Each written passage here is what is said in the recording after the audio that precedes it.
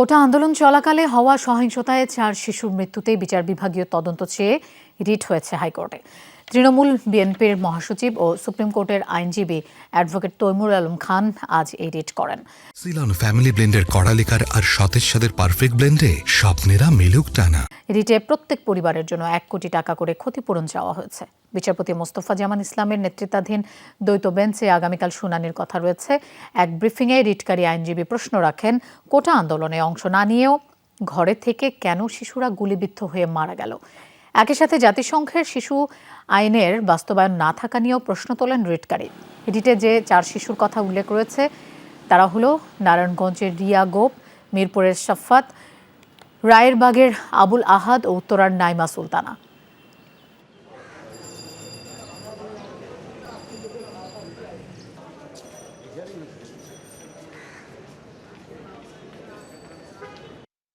আমি তদন্ত চাই।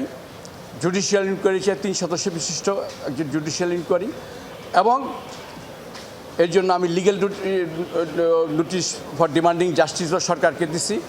আর আমি যারা মৃত্যুবরণ করছে, গুলিতে মৃত্যুবরণ করছে, তাদেরকে পিতামাতাকে প্রত্যেককে 1 কোটি টাকা করে ক্ষতিপূরণ দেওয়ার জন্য আমি সরকারের কাছে আবেদন